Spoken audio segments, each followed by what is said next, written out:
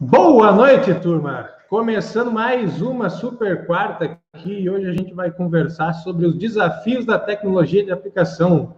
Então eu vou pedir para quem está chegando aí, que está entrando agora aqui nesse nosso início de live, comenta aí de onde é que vocês são, o que é que vocês fazem, qual a profissão de vocês, de onde é que vocês estão nos assistindo, que é sempre bom a gente saber de onde é que vem esse pessoal que está nos seguindo, que está nos assistindo, que está vendo toda essa informação que a gente está trazendo para vocês toda quarta e toda terça também com o professor Thomas.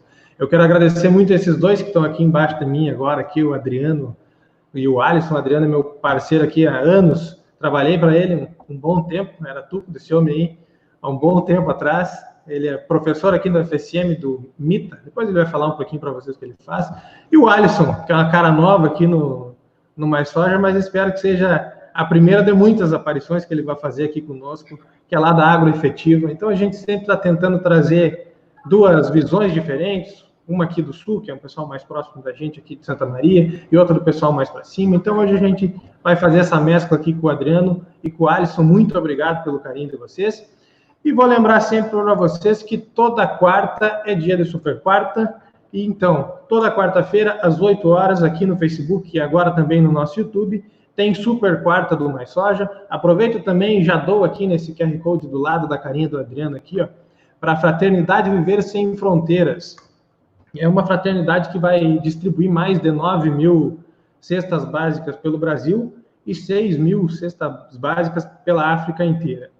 E também, quem fizer a doação acima de R$50 aqui na nossa live, é só mandar o comprovante desses R$50 aí, dessa doação acima de R$50 para esse WhatsApp, mas é só o WhatsApp, não adianta ligar, é 55999746783.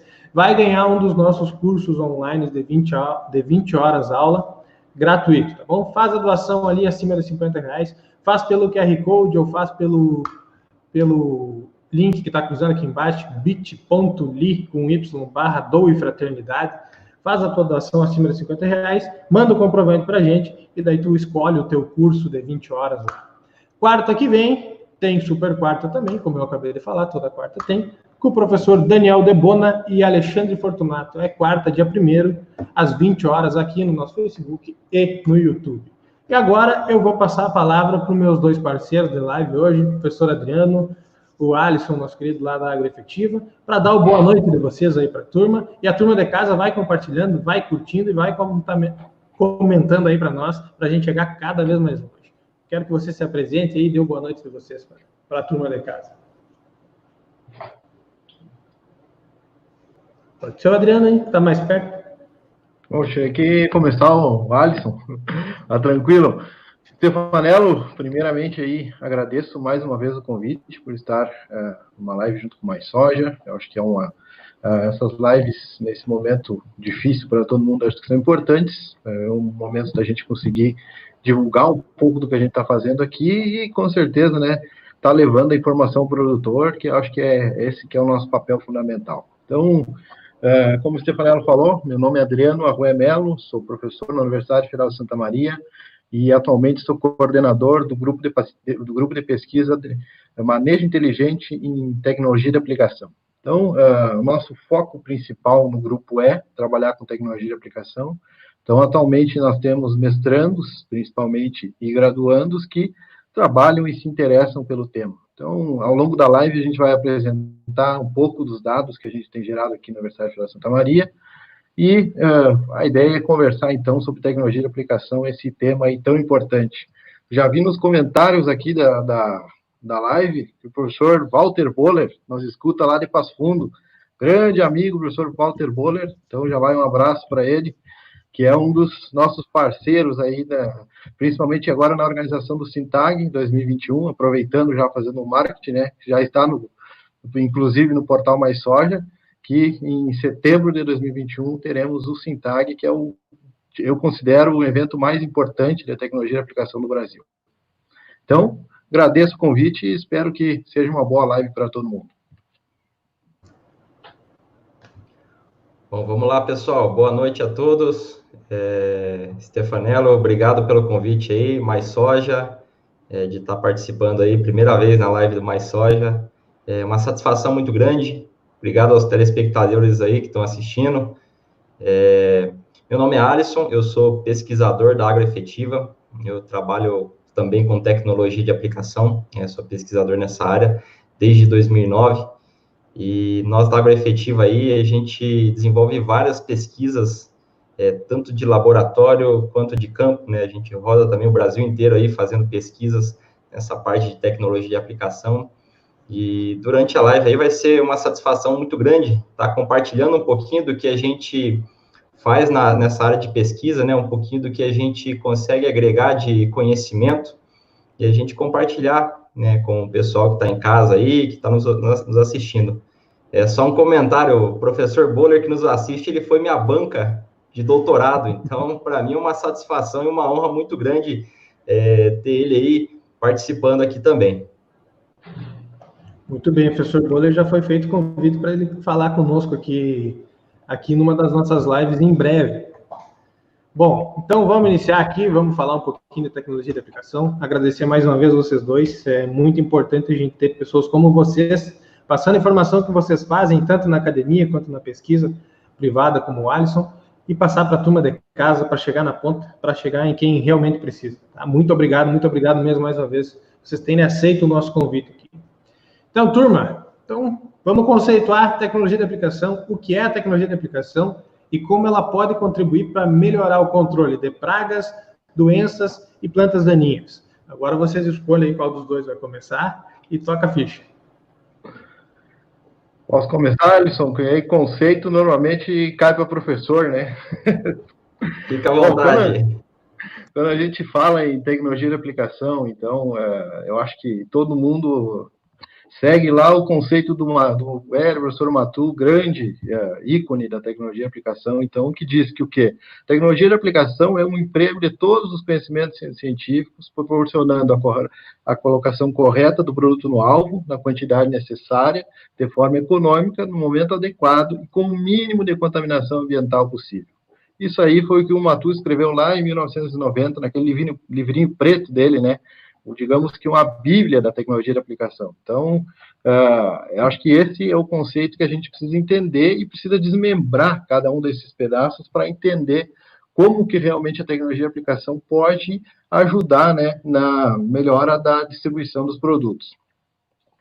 Então, a gente vem trabalhando e gerando resultados aqui na Universidade Federal de Santa Maria para tentar entender quais são os aspectos que podem melhorar a eficiência dos produtos através da tecnologia de aplicação. Então, esse é o nosso...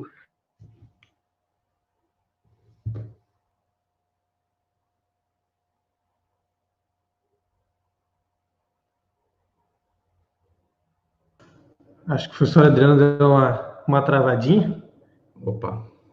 Acho que o professor Adriano deu uma travadinha lá na internet dele. Segue daí, Alisson, vai contigo. Depois, se ele voltar aí, a gente retoma a palavra dele. Vamos lá, Stefanella, obrigado.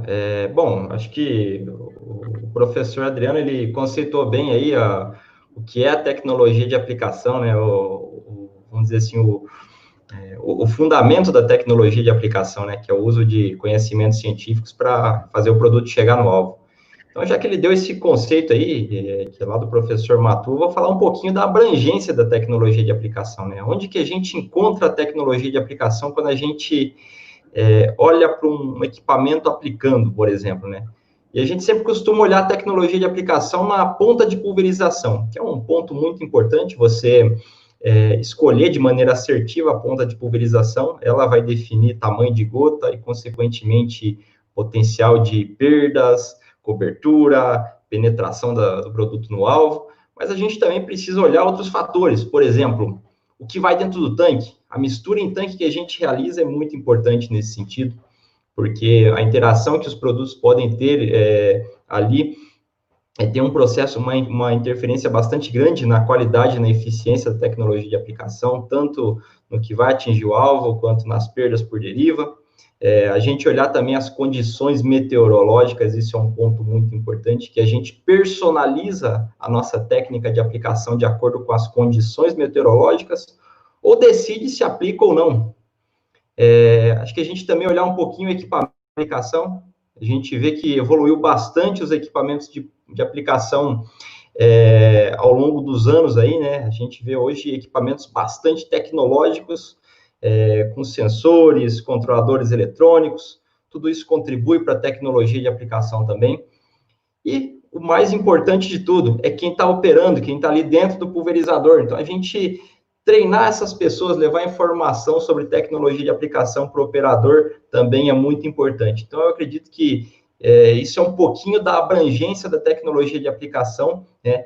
E nós, da Agroefetiva, nós trabalhamos muito pesquisando soluções para melhorar desses diversos aspectos da tecnologia de aplicação, desde a parte do que vai dentro do tanque, equipamento, condições meteorológicas, isso tudo abrange a tecnologia de aplicação e é importante a gente estar discutindo aí. Muito bem. Então, enquanto a gente espera o professor Adriano voltar, já mandei um recadinho aqui para ele, para ver se ele retorna aqui conosco.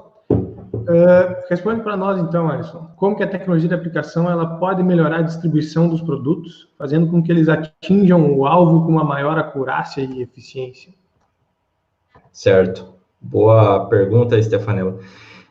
Bom, primeiramente é fazer o produto chegar no alvo, né? Então, você fazer o produto chegar no alvo, por exemplo, evitando perdas. Acho que é um ponto muito importante, usar técnicas que reduzam a deriva. E aí a gente pode citar, por exemplo, o uso de pontas com menor potencial de deriva, uso de formulações de produtos que tenham essa capacidade de reduzir deriva. Hoje a gente já vê que na indústria tem formulações de defensivos agrícolas desenhadas, desenvolvidas propriamente para reduzir potencial de deriva, né? Adjuvantes para isso também, né? Desde aqueles que são recomendados pelo próprio fabricante, até os adjuvantes que a gente tem aí, que também são desenvolvidos para isso, né? Então, reduzir perdas, né? Escolher o espectro de gotas e técnicas que façam com que essa gota ela dê uma cobertura uniforme no alvo. Então, por exemplo, de acordo com o alvo que eu vou estar aplicando, eu vou definir uma ponta de pulverização que vai ser mais adequada. Um exemplo, se eu vou fazer uma dessecação, produto sistêmico, né? Eu não tenho necessidade de cobertura e penetração das gotas. Nesses casos, a gente pode, por exemplo, utilizar uma ponta de indução de ar, que gera uma gota maior, vai garantir a eficiência do produto com a grande vantagem de reduzir as perdas por deriva. Agora, se eu for fazer uma aplicação de fungicida ou inseticida, em que minha cultura vai estar já formada em estágio reprodutivo aí, com entrelinha fechada, eu preciso fazer com que a pulverização ela atinja não só a parte superior da cultura, mas que também chegue lá no bacheiro da cultura, né?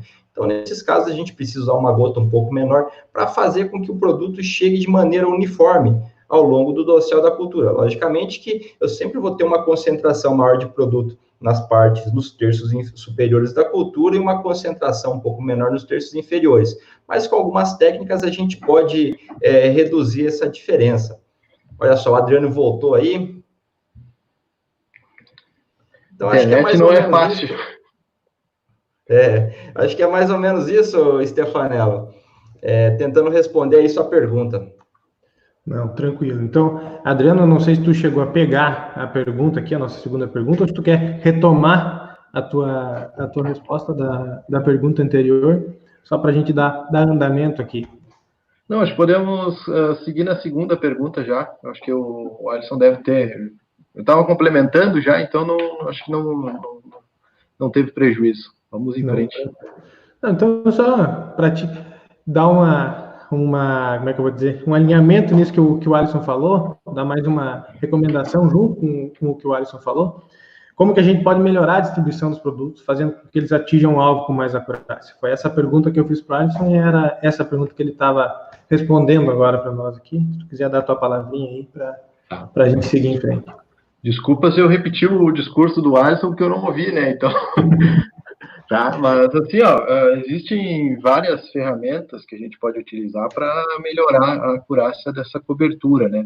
Então, a gente pode trabalhar desde pontas de pulverização adequadas, dependendo uma das coisas que a gente sempre bate em sala de aula e e em todos os eventos que a gente participa, é que a gente não deve ter uma ponta de polarização única, né? Depois eu sei que depois talvez nós vamos voltar a falar sobre isso, mas tem várias, cada ponta de polarização pode ser adequada para uma determinada situação, e aí, através disso, da ponta de polarização que é, digamos assim, o principal item de um polarizador, é ele que vai definir o espectro de gotas e o volume de cauda. Então, a gente pode, trabalhando com o volume de cauda e a ponta adequada, melhorar a cobertura. Além, claro, né, do uso de adjuvantes, que são produtos que podem melhorar também a qualidade de uma aplicação e, dessa maneira, tornar uma aplicação mais eficiente.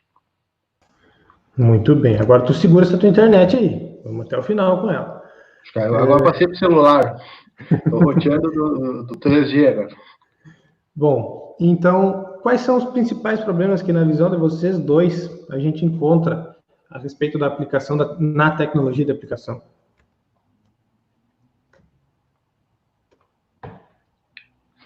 Bom, posso começar, Alisson? Positivo. Beleza. Então, eu vou começar, porque se eu cair, já fica a resposta, né? Bom, dos principais problemas que a gente vê no campo muito é em questão de equipamento. Voltando a falar da ponta de polarização, né, mas infelizmente às vezes a gente chega na propriedade e o produtor te diz com orgulho lá que aquela ponta de polarização é original, né? A gente sabe que o original é importante de ser a roda do Fuca 1960, o resto não tem por que ser original. Uma ponta de polarização tem uma vida útil, então é importante cuidar do equipamento. Então, principalmente nesse momento da entre-safra, onde a gente tem menos atividades na lavoura, uma das coisas que a gente prisa, né, que a gente recomenda é que façam a manutenção do equipamento, verifique as pontas de polarização, verifique manômetros, verifique mangueiras, verifique os filtros de linha, tudo isso pode ajudar para que, quando realmente começar a safra e a gente sabe que a demanda é muito grande pelo equipamento e ele não pode parar, ele vai estar em perfeitas condições. Então, muitos dos problemas que a gente encontra no campo estão ligados justamente a essa falta de cuidado no equipamento, e eu enxergo também um pouco de falta de cuidado com a tecnologia de aplicação. A gente, às vezes, pensa muito no produto, no valor do produto, quanto custa um produto por hectare, mas não pensa da forma como a gente vai colocar esse produto no campo. Tá? Então, eu costumo dizer que nós temos produtos muito bons no mercado. Por quê? Porque a maneira como a gente aplica eles é muito ruim. A gente coloca os produtos de uma maneira muito ruim e eles muitas vezes até funcionam. Isso que é quase um milagre em alguns casos, a forma como a gente aplica o produto e ele realmente funcionar. Então, eles funcionam porque realmente são produtos muito eficientes.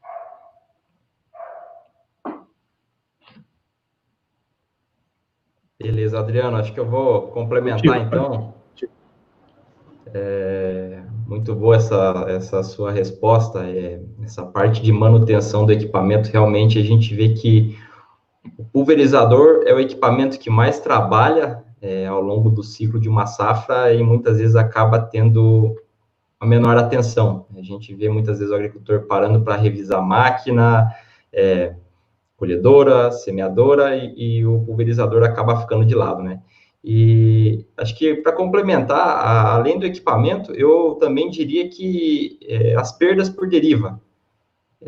Hoje, principalmente, isso está sendo bastante discutido por conta dos herbicidas que a gente vai utilizar agora. A gente vai ter materiais disponíveis, né, variedades de soja disponíveis com tolerância a herbicidas auxínicos.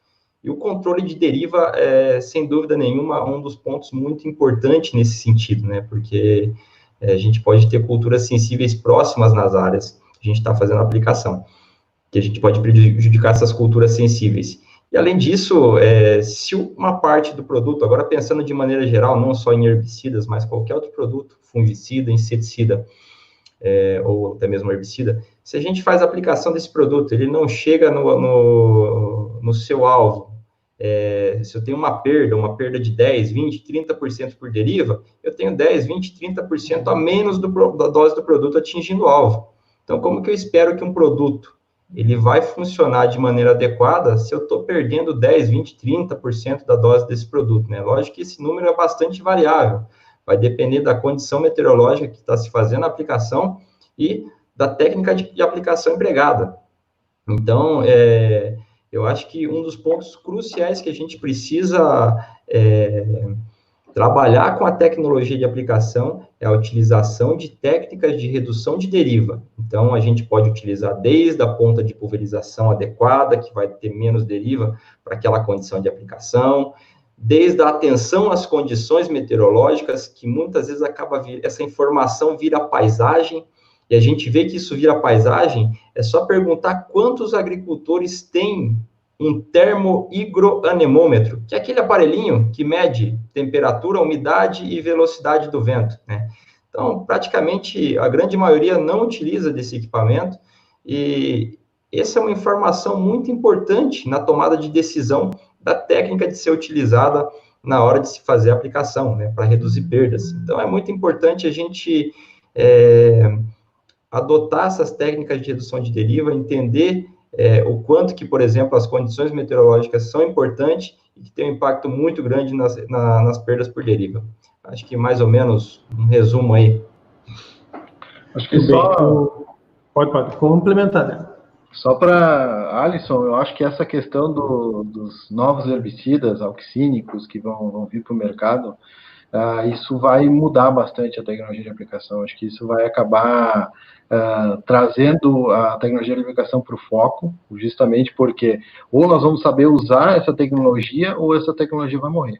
Se nós e eu lembro do professor João Paulo Cunha comentando que se nós tiver que dizer que nós não podemos usar auxínicos porque nós não temos capacidade técnica para utilizar, vai ser uma lástima, porque é uma tecnologia muito interessante, só que precisa ter uma tecnologia de aplicação adequada. Então, é extremamente... vai ser um desafio para o produtor, vai ser um desafio para nós, pesquisadores e técnicos, e eu acho que vai ser um desafio legal, porque vai trazer a tecnologia de aplicação para o foco da discussão. Então, quem vai poder usar a tecnologia é quem se importar com a tecnologia de aplicação. Porque quem quiser fazer de qualquer maneira vai acabar perdendo dinheiro, vai acabar respondendo processo, brigando com o vizinho. Isso aí infelizmente, é o cenário que vai acontecer. Agora tu tocou num ponto crítico aí, cara. Agora eles vão começar a escutar, começar a se preocupar mais com a tecnologia de aplicação. O bolso é um dos órgãos mais sensíveis do corpo humano, né? E assim, aproveitando, esse é um trabalho que a gente está finalizando, já está, inclusive com os revisores, eu tenho conversado com o Stefanello, que então logo a gente puder divulgar isso, a gente quer divulgar o quanto antes, mas nós fizemos uma estimativa, através de uma meta-análise, essa é o trabalho de dissertação de um orientado meu, do Henrique Lidório, onde nós estamos quantificando quanto os produtos perdem de eficiência. Só nós pegamos os trabalhos, a melhor tecnologia de aplicação e a pior tecnologia de aplicação. E os números são assustadores e quanto dinheiro nós estamos perdendo simplesmente por não dar atenção à tecnologia de aplicação. Então, isso aí nos próximos semanas a gente espera poder já estar divulgando esses dados, o trabalho está pronto, só o Lidório não defendeu ainda, a gente não pode divulgar, mas realmente é impressionante e com essas novas tecnologias, em vez de não aparecer os erros vão ficar cada vez mais visíveis, né? Porque quando tu errar com auxínico, é muito fácil de tu ver. Então, uma coisa é tu errar com fungicida, com inseticida, onde tem um problema ambiental muito grande, mas dificilmente esses erros aparecem, né? Então, por isso que eu acho que é muito importante essa questão dos novos herbicidas aí, como que a tecnologia de aplicação vai trabalhar com eles. Muito bem. O Alisson comentou um pouquinho sobre condições climáticas, a nossa próxima pergunta é em cima disso. Qual é a importância e por que a necessidade de cuidados com as condições climáticas no momento da aplicação? Agora vocês decidem qual dos dois começa. Pode começar, Alisson. Agora chegou a hora da internet firmou aqui. Vamos lá. Bom, acho que é essencial entender. Primeiro, conhecer a condição meteorológica que está se fazendo na aplicação. Vou repetir. Ter o aparelhinho lá que mede temperatura, umidade relativa do ar e vento. É um aparelhinho que, se a gente colocar na ponta do lápis, o quanto que a gente investe em defensivo agrícola e o quanto que custa um termohidroanemômetro, o investimento aí é bastante baixo, né? E, bom, primeiramente, a condição meteorológica, se a gente pensar em vento, né? O vento, quanto mais forte o vento, mais longe vai a tua pulverização. Se eu conhecer isso, se eu medir isso na hora que eu estiver fazendo a aplicação, eu consigo adotar uma técnica que vai reduzir, por exemplo, esse tipo de perda pelo carregamento de vento. Por exemplo, a técnica mais simples para conseguir isso é aumentando o tamanho de gota, né? A gente pode fazer isso ao longo de uma aplicação, e foi o que o professor Adriano falou, não ter só uma ponta de pulverização para fazer tudo, a gente precisa ter diferentes modelos de pontas de pulverização para conseguir atender essas diversas demandas. A gente vê também, por exemplo, a questão da condição de temperatura e umidade relativa do ar. Isso é muito importante porque interfere na volatilidade da pulverização, no quanto que a gente vai perder, essas gotas vão se evaporar antes de atingir o alvo, né? E a gente tem feito aí alguns trabalhos de pesquisa fazendo esse tipo de avaliação, para tentar entender qual que é o caminho que essa volatilidade ela faz, o fluxo de volatilidade, e a gente vê que tem dados bastante interessantes que, adotando algumas condições de aplicação um pouco mais amenas, o quanto que a gente consegue reduzir essa questão da volatilidade, e não são condições tão restritivas quanto a gente imagina, né? Mas, para isso, mais uma vez, eu preciso ter instrumentos para medir isso, né? Então, é importante ter lá o termohidroanemômetro. Isso ajuda bastante o agricultor a ter critério na tomada de decisão, né? Então, outro ponto importante, né? A direção do vento. Muita gente acaba não dando importância para isso. Por que a direção do vento é importante? Se eu tenho um vizinho próximo, que ele tem uma cultura sensível ao produto que eu estou aplicando, a deriva desse produto, né, a chance desse produto contaminar a área do vizinho, ela só vai acontecer se o vento estiver na direção da área do vizinho. Então, se eu tiver uma cultura sensível próximo à minha área, por exemplo, uma técnica que eu posso adotar para evitar qualquer tipo de contaminação nessa área do vizinho é fazer uma pulverização com o vento na direção oposta. Que o pessoal, por exemplo, da aviação agrícola tem feito bastante como técnica para reduzir deriva, reduzir contaminação de áreas sensíveis. Bom, acho que eu vou passar, então, a palavra para o professor Adriano aí, para dar prosseguimento aí, continuidade. Legal, Alisson. Eu acho que o Alisson respondeu muito bem a questão e realmente, se nós pensarmos, por exemplo, no tempo de evaporação da gota e as condições meteorológicas, temperatura e umidade relativa, a diferença é muito grande. Por exemplo, uma gota de 100 micras, que é uma gota fina, né, extremamente fina, ela vai ter um tempo de extinção a uma temperatura de 20 graus de 57 segundos. Se nós pegarmos esse mesmo tamanho de gota com uma temperatura de 30 graus, uma umidade relativa de 50%, esse tempo de extinção já cai para 16 segundos. Então, o tempo de extinção e o tempo de queda, a distância que essa gota percorre, diminui muito ao longo que as condições ambientais alteram. Então, aumenta a temperatura e baixa a umidade, a condição ambiental fica bem desfavorável. Então, por isso que eu acho que a gente tem que pensar volume de caldo e tamanho de gota, levando em consideração as condições ambientais. Lógico que hoje não é fácil nós fazermos isso, porque nós ainda estamos brigando o produtor ter mais de uma ponta, a importância dele ter mais de uma ponta de pulverização. Mas nós temos que começar, talvez, a pensar horários do dia, eu posso trabalhar com um volume de calda, com um tamanho de gota. Começa a piorar o horário do dia, não posso parar, eu preciso fazer a aplicação, talvez eu tenha que aumentar o volume de calda, trabalhar com uma gota de tamanho maior, para realmente perder menos. Perder, nós vamos perder. O importante é nós perdermos o mínimo possível. Então, as condições ambientais, elas são muito importantes para definir quais são os parâmetros que nós vamos utilizar nas aplicações.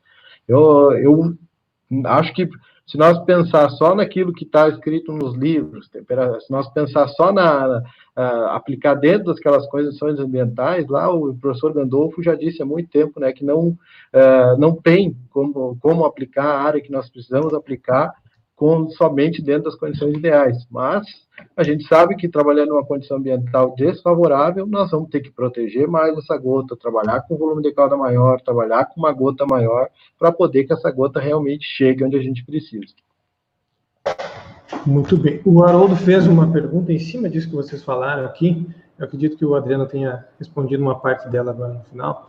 Mas ele fala que o aparelho mede a temperatura, a umidade relativa do ar e a velocidade do vento. No início da manhã as condições são uma, ao meio-dia são outra e à tarde são outras. Como a gente ajusta essas diferenças? Acho que o Adriano deu uma parcela da resposta aqui, mas acho que vocês podem complementar um pouquinho mais em cima disso que ele está querendo trazer aqui para nós. Que as condições durante o dia, elas variam. Como que a gente pode ajustar essa variação, essas diferenças de temperatura e condições ambientais? Exatamente, Haroldo. Eu acho que o caminho é nós irmos para isso, dependendo, porque o que manda não é o horário do dia. O que acontece, o que é diferente de manhã cedo para do meio-dia? É que a radiação solar é bem mais alta e, consequentemente, a temperatura é mais alta e a umidade relativa é mais baixa. Então, nós podemos pensar isso como uma alternativa. Nós temos feito vários trabalhos com essas metodologias.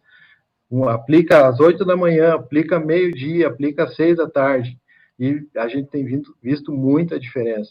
E produto biológico, então, nem se fala. A diferença é absurda só pelo horário de aplicação. Então, esse é outro trabalho que a gente tem feito aqui e também deve ser publicado nos próximos.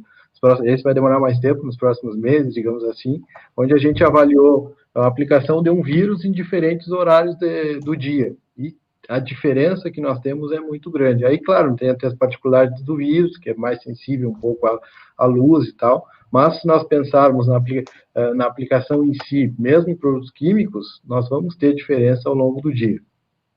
E eu acho que, Alisson, acho que a aplicação aérea faz bastante isso, essa questão de horários, né? Bom, com certeza, Adriano, na aplicação aérea, se a gente pensar que o avião está operando numa altura um pouco maior, a distância da gota até atingir o alvo, isso acaba sendo um pouco mais significativo, né? Logicamente que a gente tem risco potencial de perdas, desde que a gente não tome os cuidados em ambas as modalidades de aplicação, tanto terrestre quanto aérea, né? Então, no aéreo a gente tem que tomar alguns cuidados a mais, só que o aéreo acaba levando uma vantagem porque eu consigo fazer mais área em menos tempo. Então, se a gente pensar que o aéreo eu consigo fazer mais área em menos tempo, quando eu operar, se eu der preferência, né, e isso deve ser feito, em operar em condições meteorológicas que sejam mais favoráveis, o aéreo ainda acaba sendo viável para esse tipo de operação, eu operar somente nas condições favoráveis, né, porque ele tem esse rendimento operacional bastante superior comparado a uma aplicação terrestre. Isso acaba sendo vantagem.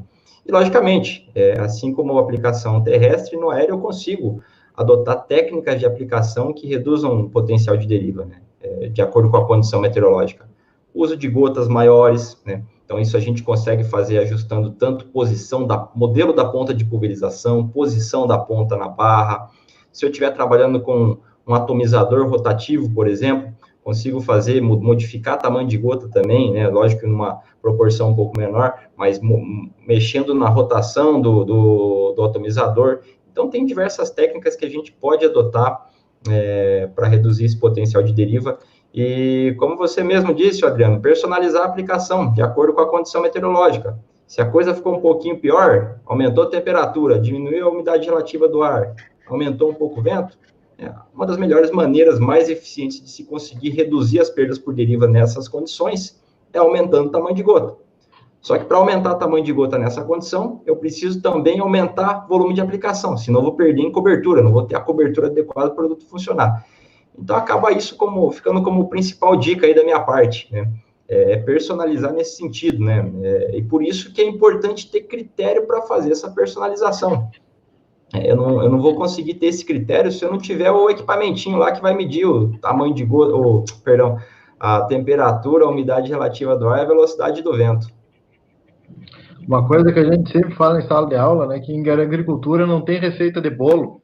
Isso é importante, porque se tudo tivesse uma resposta padrão para tudo, os agrônomos não tinham emprego. Então, é importante que não tem receita de bolo, não adianta. Cada situação é uma situação e nós precisamos pensar e decidir da melhor maneira possível, baseado em critérios técnicos.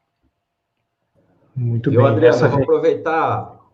Desculpa, Stefanella. Não, Eu vi uma questão bem interessante aqui sobre a inversão térmica. Isso também acaba entrando nessa discussão nossa sobre condições meteorológicas. É muito importante essa questão da inversão térmica. Muitas vezes a temperatura do ar está boa, a umidade relativa está boa, só que o ar está parado. E é nesses momentos que que a gente não tem vento durante uma aplicação, que acaba acontecendo a inversão térmica. O que é a inversão térmica? Geralmente acontece ali de madrugada, no comecinho da manhã, onde a camada de ar mais fria, ao invés dela ficar mais em cima na atmosfera, ela fica mais próxima ao solo. E essa camada de ar mais fria e densa próxima ao solo, ela acaba impedindo, né, acaba dificultando com que as gotas menores se depositem nos alvos. Então, essa é uma das piores condições que a gente pode ter pensando em perdas. Por quê? Toda pulverização, ela tem uma parcela de gotas finas que é produzida, que é gerada, né? Isso independente do modelo da ponta de pulverização. Logicamente que tem ponta que gera mais gotas finas e tem ponta que gera menos gotas finas, mas sempre a ponta de pulverização ela vai ter uma parcelinha de gotas finas, que geralmente a gente classifica como gotas menores que 100 micrômetros. E essas gotas, quando eu tenho uma condição de inversão térmica, ela fica pairando no ar, né? E ela forma uma nuvem de gotas que fica pairando no ar, e essa nuvem de gotas, como o ar está parado, ela vai se movendo, vai se deslocando de maneira bastante lenta. E o potencial disso atingir longas distâncias é muito grande. Então, se tem uma condição que a gente precisa evitar ao máximo de fazer a aplicação, mesmo que eu utilize uma ponta que gere gotas grossas, é uma condição de inversão térmica. Principalmente se eu estiver utilizando o herbicida auxínico, porque aí sim isso pode causar uma deriva que vai prejudicar alguém. Então, inversão térmica acaba sendo, acho que a principal condição limitante para se fazer uma aplicação. Não tem mais nenhum comentário aí, Adriano, sobre a questão da inversão térmica? Não, acho que ficou bem explicado e realmente é uma coisa que eu vi que tem algumas perguntas sobre aplicação noturna e talvez um dos grandes problemas é que às vezes tu não enxerga a inversão térmica durante a noite, né? E ela pode ocorrer. Então, a aplicação noturna ela pode ser utilizada em alguns casos, ela pode ser eficiente, mas para alguns casos não é a melhor solução, digamos assim. Volta àquela velha história, não existe uma receita para tudo, então não adianta nós querer fazer todas as aplicações noturnas, por exemplo, pega um dia com inversão térmica ou pega uma aplicação de herbicida, já não é a melhor condição. Além de que tem alguns fatores que o dossel da planta, né, ele muda durante a noite. Esse é um trabalho do professor Boller, né, talvez esteja nos ouvindo aí, vamos aproveitar, vamos citar mais uma vez o professor Boller, que mostra justamente essa diferença que ocorre, se vocês forem na lavoura de noite, analisar, vocês vão ver que a planta de soja, ela muda a arquitetura dela, ela fica mais fechada, então acaba que, por mais que a condição ambiental seja mais favorável, às vezes tu tem um fechamento entre linha maior e, consequentemente, uma soja mais fechada, é difícil de nós conseguir fazer com que a gota entre no dossel médio e no dossel inferior. Tudo bem, daqui a pouco eu vou chamar o professor Boller aqui, vou colocar ele na conversa. Dá para chamar o professor Boller para a conversa aí, porque... Não, vai me queimar uma live aí, ele já está escalado para outra. E a turma aí que está gostando, vai comentando, vai deixando perguntas de vocês e vai compartilhando a nossa live aqui. Lembrando, quem está chegando agora, quem chegou um pouquinho antes, quem chegou um pouquinho depois, a live fica gravada, então não se preocupe em perder nada. Depois que terminar aqui, dá um F5 lá, dá um refresh no teu computador, que ela vai voltar do começo, uns 5 minutinhos depois de terminar. Tá bom, turma? Então vamos fazer mais uma pergunta aqui, pessoal. Vamos entrar na questão de pulverização eletrostática. O que é e como ela pode melhorar a aplicação dos produtos. E se ela vale a pena. Qual dos dois quer começar aí? Posso começar, Alisson? Fica à vontade, Adriano. Bom, a pulverização eletrostática, ela não é uma tecnologia nova, né? Isso aí é bom a gente ressaltar. A gente tem já muitos trabalhos com pulverização eletrostática. Acho que o Dr. Chaim, da Embrapa, foi quem mais trabalhou com pulverização eletrostática no Brasil. É uma tecnologia que, digamos assim, anterior, o histórico dela, quando ela foi criada, ela tinha um potencial muito grande. Depois, principalmente por questão de mais equipamento, teve, não se conseguia equipamentos que funcionassem por períodos longos. O que acontecia? O pulverizador começava com a eletrostática ligada, com a estática ligada, e acabava molhando o equipamento e parava de funcionar a eletrostática. Então, como tu não enxerga a eletricidade, né, tu não sabe se está ligado ou está desligado, precisa testar isso. Às vezes o agricultor achava que estava aplicando eletrostático e, na verdade, o equipamento não estava funcionando. Então, isso foi um problema que, digamos assim, atrasou muito o desenvolvimento dessa tecnologia. Nos últimos anos, isso tem mudado um pouco. Então, surgiram novas empresas que desenvolveram, digamos, isolantes melhores, pelo menos parecem funcionar melhor. A gente tem testado alguma coisa. Então, a dissertação do Eric Lucchesi, que é meu orientado de mestrado, vai ser com o tema da eletrostática. O professor Boller, mais uma vez, ele fez um trabalho passo fundo também com a eletrostática. Nós trocamos figurinhas há pouco tempo até, e os resultados dele batem muito com os nossos resultados aqui, onde para controle de giberela nós tivemos um resultado melhor com o eletrostático ligado do que com ele desligado. Então, é uma tecnologia que voltou agora, digamos assim, a voga. Estamos de novo falando bastante sobre eletrostático e eu acho que tem um potencial muito interessante. Claro, o eletrostático não é, digamos, a salvação da lavoura, não tem receita mágica em agricultura, né? Não é porque nós vamos trabalhar com eletrostático que nós vamos reduzir o tamanho, o volume de calda a 20, 30 litros e achar que nós vamos conseguir colocar essas gotas em todos os locais. Mas uma coisa que a gente testou nos últimos anos e que era uma grande dúvida que nós tínhamos era, por exemplo, como que as gotas iam se comportar por causa da eletricidade, se essas gotas não seriam atraídas para o dossel superior. A gente tem visto que não, tem visto que a gota realmente tem chegado no dossel médio e inferior em quantidades maiores com o eletrostático. Ainda tem muita coisa para a gente fazer sobre isso. A gente precisa entender também o papel dos adjuvantes com o eletrostático. Isso é um ponto que a gente está trabalhando agora também. Então, é uma tecnologia que eu acredito que tem potencial. A gente precisa entender alguns pontos, mas, mais uma vez, ressalto, não é porque nós vamos eletrificar a gota que nós vamos poder baixar tanto o nosso volume de calda. Eu acredito que a gente pode usar melhor, trabalhar com volumes adequados e ter uma cobertura bem boa com o eletrostático. Bom, beleza, Adriano. Acho que eu vou complementar a tua resposta aí com a experiência que nós tivemos aí pesquisando o eletrostático. A gente teve a oportunidade de fazer uma pesquisa bastante abrangente nessa parte de eletrostático. E assim como qualquer ferramenta, ela tem suas vantagens e seus pontos fortes e baixos. Então, a gente precisa entender quando utilizar a tecnologia, como utilizar a tecnologia para que a gente consiga extrair o máximo dessas tecnologias, né? Assim como qualquer outra tecnologia. O eletrostático, o que a gente teve de experiência aí, ela tem vários resultados positivos. Em algumas condições, a gente conseguiu reduzir, por exemplo, o potencial de deriva em mais de 20%. Então, é um número bastante expressivo comparado a uma condição convencional de aplicação. Então, ela traz várias potencialidades, mas, primeiramente, a gente precisa saber como utilizar, né?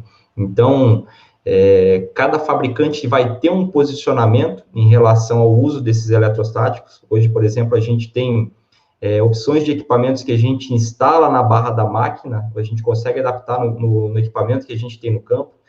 E a gente também tem equipamentos que vamos comprar, que já tem no mercado, com essa tecnologia, né? Por exemplo, o eletrostático com cortina de ar, né? Com assistência de ar, que são tecnologias, apesar de ambas utilizar o sistema eletrostático, cada uma tem uma particularidade para trabalhar. Então, acho que o mais importante nesse sentido é entender o que tem de particularidade de cada uma dessas tecnologias, de cada sistema em específico, e trabalhar dentro da expectativa daquele sistema. Não adianta a gente adotar uma técnica, aí, como o próprio professor falou, entender que aquilo vai ser uma solução que vai possibilitar a gente fazer, se aventurar, por exemplo, a usar volumes extremamente baixos, que não é bem por aí. A gente precisa entender que é uma tecnologia que ela agrega. Por exemplo, nessa pesquisa que a gente fez, a gente viu que ela agregou bastante, mas trabalhando em taxas de aplicação um pouco mais conservadoras, né? Então, ela traz vantagens, mas não é algo que vai ser a solução para todos os problemas. Mas, com certeza, pensa, 20% a menos de deriva em uma aplicação, eu estou pensando que é 20% a mais de dose do produto que está chegando no alvo. A mais não, né? É 20% que eu não estou perdendo. Então, é uma vantagem bastante grande que eu trago para a minha aplicação. Então, basicamente é isso. Muito bem, era exatamente sobre isso a pergunta do Júnior Marchioro, e acho que o Alisson exemplificou bem agora com os trabalhos que eles trazem lá em cima na agroefetiva. Bom, a nossa próxima pergunta, então, é a respeito da aplicação de fungicida, principalmente os multissíticos. A gente tem alguns problemas de entupimento das pontas de pulverização. Quais são as estratégias para tomar uma solução para reduzir esse problema e qual é a relação com as peneiras dos bicos? Começa para a gente aí, Alisson. Vamos lá. Boa pergunta, Stefanello. Isso é algo que a gente tem pesquisado bastante aqui na agroefetiva, essa parte tanto de compatibilidade de mistura em tanque, quanto principalmente do uso desses fungicidas multissítios, né? Que são produtos, na maioria das vezes, aí, produtos que são compostos insolúveis, né? Por que ele entope tanto o bico, esse tipo de produto? Porque se a gente olhar a formulação desses produtos, é uma formulação que ela é insolúvel, ela forma uma suspensão dentro da cauda de pulverização. Então, são várias partículas do produto, que não formam uma solução verdadeira, que ele fica suspenso na cauda de aplicação. Então, o que a gente pode fazer para melhorar a mistura desses produtos e evitar problema de entupimento de bicos? Primeira coisa, volumes maiores. Porque se a gente trabalha com esse tipo de produto em um volume de cauda muito baixo, ele vai ficar muito concentrado na cauda de aplicação. Então, fica aquela cauda, a gente pode chamar assim uma cauda mais grossa, né? Aquilo vai se acumular em filtros, vai entupir. Segundo ponto, evitar misturas muito complexas ou misturas incompatíveis. E, para isso, é importante que a indústria busque pesquisa nessa área, de o que pode e o que não pode misturar com o seu produto, né? Para que isso não ocorra uma compatibilidade. Ter posicionamentos, né? A gente não consegue prever todas as possíveis misturas, mas as principais delas é possível, sim, a gente fazer pesquisa, e é o que a gente tem feito bastante na agroefetiva. Então, por exemplo, evitar misturas incompatíveis, ou então evitar misturas muito complexas, com muitos produtos no tanque, né? Isso acaba agregando variáveis que vão fazer com que eu tenha problemas de compatibilidade, né? Respeitar a ordem de mistura especificada pelo fabricante. Boa parte dos fabricantes hoje tem um posicionamento em relação à ordem de mistura, então é importante a gente seguir esse posicionamento do fabricante em relação à ordem de mistura. E em relação aos filtros, eu sempre recomendo o uso de pontas de pulverização que utilizem filtros pelo menos aí malha 50. Então, pontas de pulverização de maior vazão. Para a gente usar pontas de pulverização de maior vazão, a gente, consequentemente, precisa utilizar uma taxa de aplicação mais alta. Se eu uso taxa de aplicação mais baixa, primeiro, o produto vai ficar mais concentrado no tanque. Segundo ponto, eu preciso usar uma ponta de menor vazão. Essa ponta de menor vazão, ela tem um orifício bem menor, que vai se acumular mais produto e vai se entupir mais fácil. E ela também vai utilizar um filtro de malha mais fina, né? De uma malha menor, né? Na verdade, o número ficou contrário, né? A malha 50 é uma malha maior e a malha 100 é uma malha menor, né? Ela tem orifícios menores. Então, nesse sentido, a gente vai ter uma condição bem mais propícia a entupimento de bicos, e isso vai gerar uma série de problemas, né? O primeiro deles é a desuniformidade da distribuição da dose do produto no campo, né? Porque você fica com uma faixa com mais, aquela faixa que a ponta está entupida vai ficar com menos produto. Imagina a qualidade dessa aplicação. Então, basicamente, esses 3 pontos. Só recapitulando. Respeitar a ordem de aplicação, uso de volumes maiores, evitar misturas complexas, né? Tudo isso acaba agregando para reduzir esse problema de incompatibilidade, de entupimento de bico, quando a gente usa produtos insolúveis, principalmente aí os fungicidas protetores, os multissítios aí. Adriano, passo a palavra para você. Beleza, Alisson. Acho que a resposta ficou muito boa. É interessante essa questão dos filtros, né? Realmente ficou como digamos, o padrão que se usa é orifícios por polegada linear, então acaba que o filtro 100, ele tem 100 orifícios, ou seja, ele é mais fino. E aí tu vai no 32, ele é bem mais, ele tem menos orifícios e acaba sendo mais grosso. Então, ficou realmente o contrário. Então, infelizmente é assim, pode causar um pouco de confusão no produtor, mas é importante nós deixar isso bem claro, então. Então, e também isso que tu falou é muito importante, Alisson, que não adianta nós trabalhar com um filtro maior e trabalhar com uma ponta menor, com uma ponta com orifício menor, né? Porque aí nós vamos acabar provocando um desgaste maior nessa ponta e nós vamos poder acabar causando um entupimento nessa ponta. E aí uma ponta entupida, né, vai criar aquele lagarto que nós estávamos ensinando o Alisson, que é aquelas falhas de aplicação que nós chamamos aqui no Rio Grande do Sul, antes da live nós estávamos conversando, que o Stefanella era o rei do lagarto, fazia aplicação nos ensaios lá e deixava sempre uma ponta não aplicada, e é o que acontece em campo. Se uma ponta de polarização, uma área de 50 centímetros parou de aplicar, a gente só vai ver isso, às vezes o aplicador vai ver só quando vai refazer a cauda e ver se o produto está saindo ou não. Então, acaba que isso causa bastante problemas. Então, acho que tudo que o Alisson falou já respondeu bem a pergunta, né?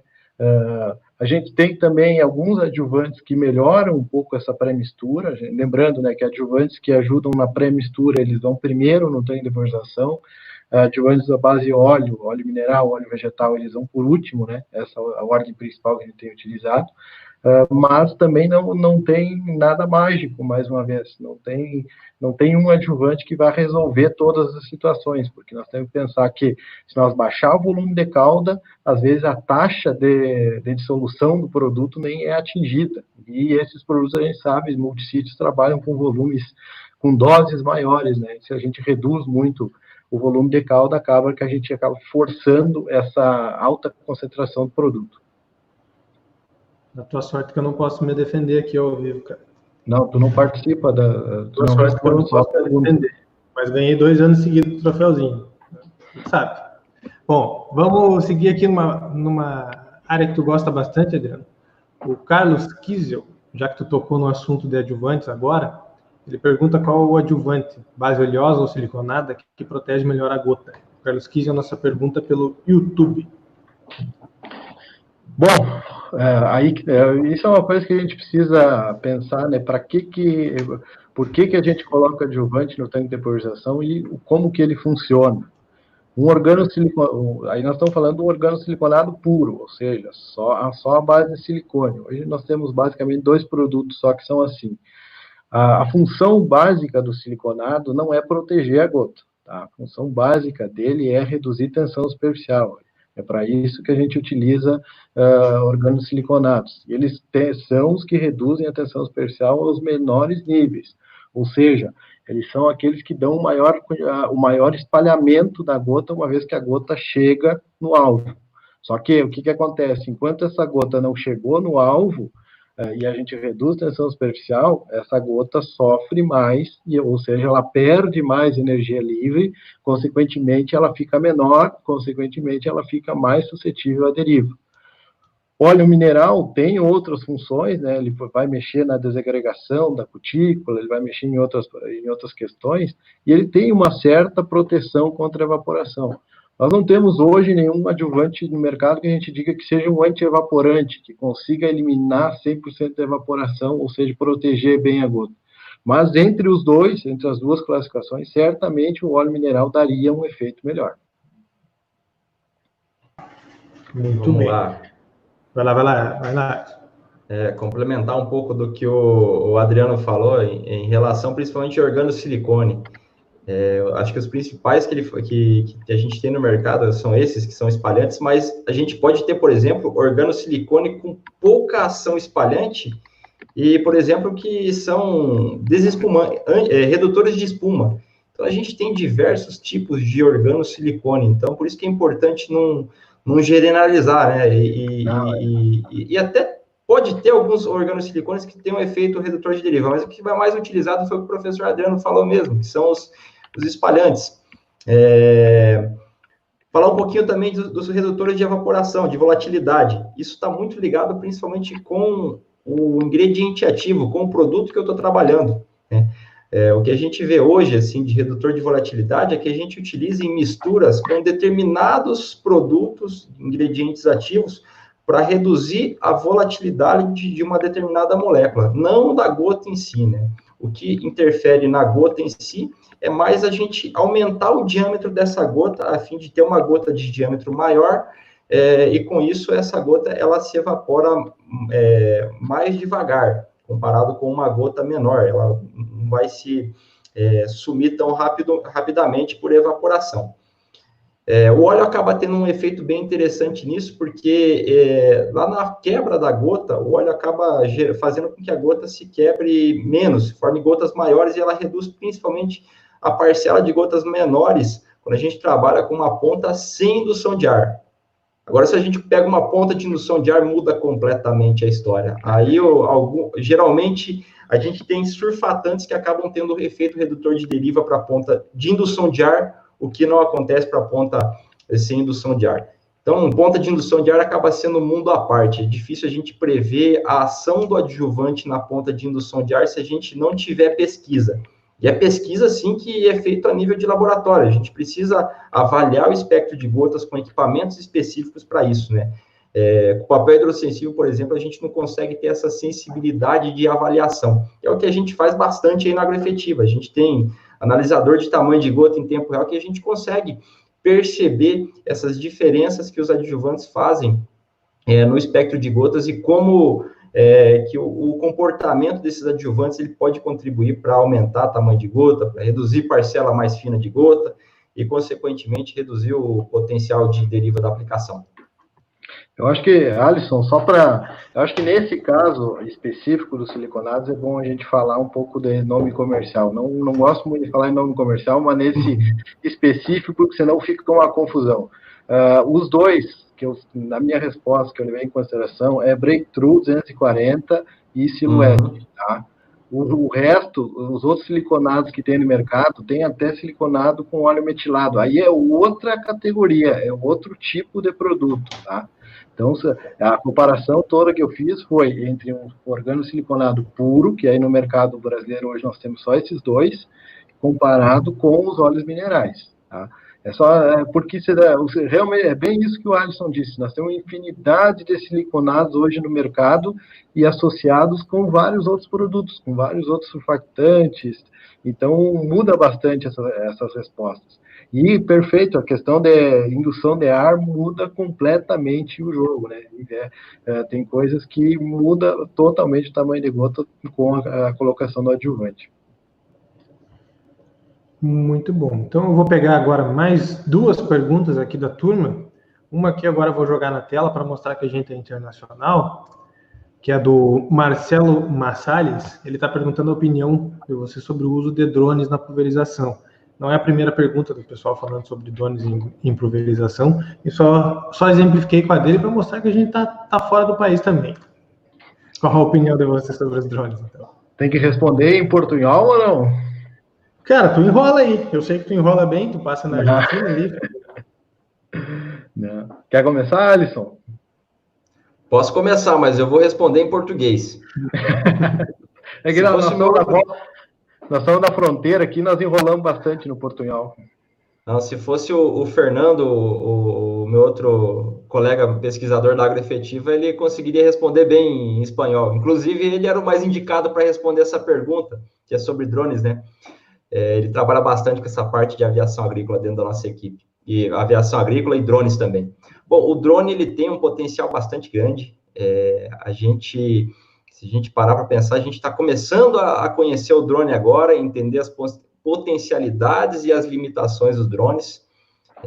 Tanto é que não está bem claro ainda a questão legal, a gente não tem ainda, por exemplo, recomendação de aplicação na bula por drone, né? É tudo ou aéreo ou terrestre, né? Então, ainda tem um longo caminho pela frente, mas com certeza tem uma potencialidade bastante grande. A gente tem feito alguns trabalhos, por exemplo, avaliando faixa de aplicação de drone, e a gente tem conseguido identificar que algumas situações a gente consegue excelentes resultados e outras situações nem tanto, então a gente precisa conhecer essas particularidades, e isso é bastante variável de acordo com cada modelo de drone, altura de voo, volume de aplicação, ponta de pulverização, mas tem sim, eu acho que é uma área que aí a gente precisa explorar muito ainda, a gente vai precisar de muita pesquisa ainda a gente precisa investir bastante em pesquisa para extrair o máximo das potencialidades do uso do drone. Vai lá, professor, fica com você agora a palavra. Bom, o drone, assim, hoje, acho que a gente pode dividir um pouco, né, porque atualmente eu enxergo ainda como uma tecnologia para pequenas culturas, com mais potencial de entrar em pequenas culturas e entrar com bastante efetividade. Eu acho que a gente está engatinhando ainda nisso, até tivemos no último Sintag uma palestra de um chinês que apresentou bastante dados importantes sobre isso, mas mesmo na China, onde isso está mais avançado, realmente tem sido utilizado mais em pequenas culturas. Se futuramente nós conseguir aumentar a capacidade de armazenamento dos drones, ou seja, eles conseguir voar um drone com 100, com 200 litros de água, de calda de pulverização, aí nós podemos começar a pensar em aplicações em grandes culturas. Porque se nós pensarmos hoje a aplicação em soja, 35 milhões de hectares, com drone, não é uma coisa ainda viável, né? Mas é uma tecnologia que eu acho que tem um potencial grande de ser utilizado. Tem muita coisa ainda, como o Alisson falou, para a gente entender. A gente sabe muito pouco de drone, sabe a altura de voo, como que a adjuvante se comporta, como que vai funcionar a temperatura e umidade, como vão interferir. Então, tem muita coisa ainda para a gente fazer sobre drone. Mas acho que é uma tecnologia que tem potencial e tudo que vier para melhorar a vida do agricultor, a gente precisa entender, precisa buscar, precisa fazer pesquisa para ver, bom, para essa situação o drone é bastante adequado, dá uma resposta interessante e pode ser utilizado. Hoje ainda eu acho que o foco principal do drone talvez não seja de pulverização. Talvez a gente use drones, por exemplo, como sensores, mapear locais que estão em ocorrência de pragas e doenças. Isso em grandes culturas é um grande nicho de mercado, digamos assim. Muito bem. Então aqui a gente extrapolou nossa hora aqui, mas essas perguntas que estão ficando para trás aqui, eu vou fazer só mais uma, que é de uma conhecida do professor Adriano, acho que ele vai conhecer ela, que vão ficar para a nossa próxima live de tecnologia de aplicação. A gente vai ter uma de doenças agora com o professor Daniel Debona e com o Alexandre Fortunato, depois a gente tem mais uma sobre tecnologia de aplicação. Esse assunto é importante aqui, é com o Henrique Sabre, e acredito que o professor Boller tenha confirmado hoje a presença dele nessa nossa live. Se não confirmou, depois nós avisa que nós vamos fazer ele. Agora ele vai ter que fazer. Bom, a nossa última pergunta aqui do pessoal de casa. Essas perguntas aqui, se vocês dois se disponibilizarem, eu posso mandar para vocês responderem. Depois a gente, como mais soja, responde eles aqui nos comentários mais tarde. Algumas dessas que sobraram aqui, tá bom? Mas a nossa última pergunta aqui é da Bruna. Ela está pensando no manejo de pragas. Quais as estratégias, os pontos que podem ser importantes para a tomada de decisão mais assertiva na tecnologia de aplicação? Professor Adriano, não sei se o senhor conhece essa moça aí. Bom, a Bruna é minha orientada de mestrado, então nesse caso eu vou deixar a resposta para o Alisson, né, porque é melhor ela escutar a resposta do Alisson do que a minha, que ela pode me perguntar no dia a dia. Bom, vamos lá então. Acho que para o controle de pragas, né, uma das principais estratégias que a gente acaba adotando aí é entender um pouco o comportamento da praga, né? Tem muitas pragas aí que, dependendo da temperatura, horário do dia ela se esconde, outros horários do dia ela fica mais exposta, né? Então isso acaba ajudando bastante no controle desse tipo de praga, né? Principalmente perceveja, a gente vê que tem esse comportamento, né? E o demais é meio que um geral, né? A gente, por exemplo, pensar em técnicas que aumentem a penetração das gotas, né? Principalmente essas pragas que ficam mais alojadas no bacheiro, né? Então, uma técnica que aumenta a penetração das gotas, como o uso, por exemplo, de gotas menores, uma condição que eu tenho um vento ameno, né? Que não seja nem um vento muito forte e nem um ar parado, né? Aquele vento ameno. Tudo isso acaba agregando no controle desse tipo de praga, das pragas de uma maneira geral, né? Uso de volumes maiores também, taxa de aplicação maior, porque aumenta a cobertura dos alvos, isso acaba favorecendo bastante também o controle de pragas, então, também, além de favorecer o controle da praga, favorece o controle de doenças também. Então, são técnicas aí que acabam sendo até generalistas, né? Mas pensando especificamente na praga, é entender o comportamento da praga e tentar realizar aplicações aí quando essa praga fica numa condição mais exposta na cultura, acaba sendo uma das principais maneiras, pensando especificamente no controle da praga. Buenas, é isso aí. Então, eu vou agradecer a vocês dois mais uma vez. A gente está com 1h06 aqui de muito conhecimento e muita informação. Tanto que a gente vai fazer outra live sobre isso. Daí vocês ficam do outro lado fazendo pergunta, o pessoal que está aqui. Tá bom? Para fazer essa batina com eles.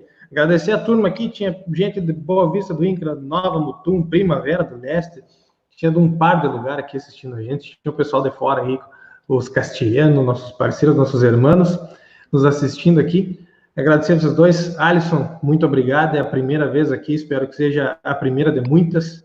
Muito obrigado pelo carinho, pela tua disponibilidade aqui, ficar conosco essa uma hora e pouquinho aqui da tua quarta-feira. Sorte que não tem jogo, né? Mas tem jogo também, a gente sai daqui, pega uma cervejinha e vai olhar o jogo depois. Tomara que volte logo o nosso jogo de futebol.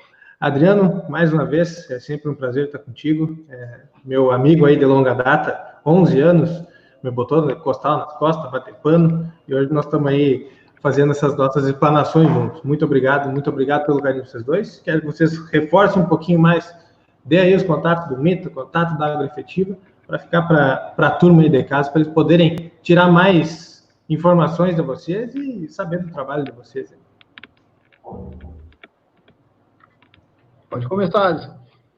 Tá bom, vamos lá, pessoal. Só agradecer aí, Stefanello, agradecer a Mais Soja, agradecer ao público que nos assistiu hoje, e me colocar à disposição aí pelas redes sociais da Agroefetiva, então, @agroefetiva aí, Instagram, Facebook, LinkedIn, no nosso site também, www.agroefetiva.com.br. A gente fica à disposição e é sempre uma satisfação poder contribuir, ajudar. E é isso aí, pessoal. Obrigado e boa noite a todos. Bom, então, agradeço o Stefanello pelo convite. Eu acho muito importante esse papel que o Mais Soja faz, de buscar, difundir o conhecimento. Eu acho que essa ideia que vocês tiveram de que eu digo, difundir tudo que tem sido gerado nas universidades, nos institutos de pesquisas, e muitas vezes ficava num artigo, na gaveta, ficava num livro, e vocês buscam trazer isso numa linguagem diferente e levar isso ao produtor. Eu acho que vocês cumprem um papel muito importante dentro do nosso agronegócio. Então, agradeço mais uma vez o convite. O Stefanello sabe que estou à disposição, porque precisar aí, a gente sempre participa e ajuda, e quando precisa também de divulgação, que nem no Sintag aí, que a gente está aproveitando mais uma vez, né, convidar todo mundo para o ano que vem, em setembro, onde é o maior evento de tecnologia de aplicação, onde onde estão a maioria dos pesquisadores da área, técnicos envolvidos, produtores, e é onde a gente discute e busca tentar antever os problemas. Por exemplo, o último SINTAG, o que era o foco da discussão? Eram os herbicidas auxínicos. Então, ali saiu muita discussão, muitas ideias do que a gente precisa para poder realmente trazer essa tecnologia. Então, em 2021, em Porto Alegre, a gente também quer fazer alguma coisa nessa linha, tentando enxergar para onde vai a tecnologia de aplicação, juntando as pessoas e valorizando cada vez mais a área. Então, eu quero agradecer ao meu grupo de pesquisa, Manejo Inteligente em Tecnologia de Aplicação da Universidade Federal de Santa Maria, aos meus mestrandos, aos meus orientados de graduação, porque sem eles a gente não poderia gerar nada, então não teria como eu falar sobre dados, sobre números que a gente falou hoje, sobre resultados que estão para sair, se a gente não tivesse uma equipe por trás, pessoas comprometidas e pessoas que realmente querem o bem da tecnologia de aplicação. Então, mais uma vez me coloco à disposição do público, à disposição de quem precisar de informações. O nosso papel como professor é gerar dados e passar esses dados para a sociedade. Então, a gente não é um professor de ficar simplesmente em sala de aula, simplesmente atrás de uma mesa gerando resultados. A gente quer divulgar esses resultados, quer levar as respostas ao produtor. É isso que a gente busca e por isso que a gente tem um grupo de pesquisa que vem crescendo nos últimos anos. Então, depois o Stefanello vai deixar meus contatos, também pode dar meu e-mail, telefone, quem precisar pode entrar em contato pelo MySoja ou até nas redes sociais. Eu não sou muito ativo nas redes sociais, mas alguma coisa que me manda pelo Messenger, a gente entra em contato ou manda e-mail, adriano@hotmail.com, que a gente procura responder o máximo das dúvidas possíveis, tá? Então, agradeço a todos por essa noite agradável de tecnologia de aplicação. Passou rápido, é legal quando a gente fala do que a gente gosta, porque passa rápido, né? Então a gente, pelo menos para mim, foi muito, muito rápida essa live e a gente está à disposição aí para futuramente novas discussões. Perfeito. Obrigado mais uma vez. Sempre bom estar toda quarta-feira aqui com pessoas com a clareza e com as informações que vocês têm, que a gente consegue passar pelo menos um pouquinho do que vocês fazem para a turma que está lá em casa, tá bom? Muito obrigado, pessoal, que nos assistiu até agora, quem curtiu, quem compartilhou, quem comentou, quem esteve aqui conosco à noite, essa 1h12 até agora. Adriano e Alisson, muito obrigado, é um prazer enorme. Pessoal de casa, até a próxima.